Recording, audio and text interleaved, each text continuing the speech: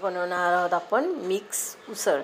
सर्वप्रथम कढईमध्ये 3 चमच आपण तेल घेतलेलं आहे, अर्धा चमच जिरं, अर्धा चमच मोहरी चांगली तडतडली आहे। आता आपण जिरं टाकलेलं आहे, 7-8 लसणाच्या पाकळ्या घेतलेल्या आहे, बारीक चॉप केलेल्या 2 हिरव्या मिरची घेतलेली आहे बारीक चॉप केलेली, आणि कढीपत्ता चांगलं परतून घ्यायचा आहे।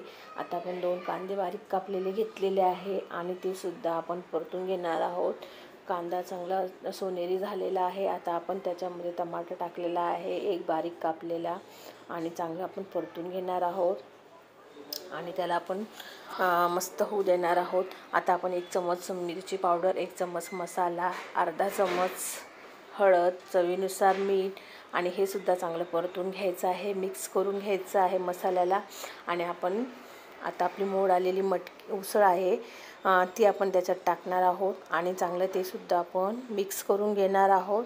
अशा तऱ्हेने 2 मिनिटं आपण मिक्स करून घेणार आहोत। आता शेंगदाणे जाडसर आपण कुटलेले आहे ते पण त्याच्यात टाकणार आहोत आणि आपण आता झाकण ठेवून वरती पाणी ठेवणार आहोत आणि त्याला एक दणदणीत वाफ देणार आहोत, आणि ते पाणी आपण आता उसळमध्ये टाकणार आहोत शिजण्यासाठी।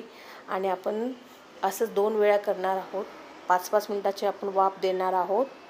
आणि उसळ तुम्ही बघू शकता शिजलेली आहे आणि आपली उसळ झालेली आहे। आता वरून कोथिंबीर टाकायची आहे, तुम्ही बघू शकता। कमी गॅस करून 5 मिनिटं होऊ द्यायची, आपली उसळ तयार झालेली आहे।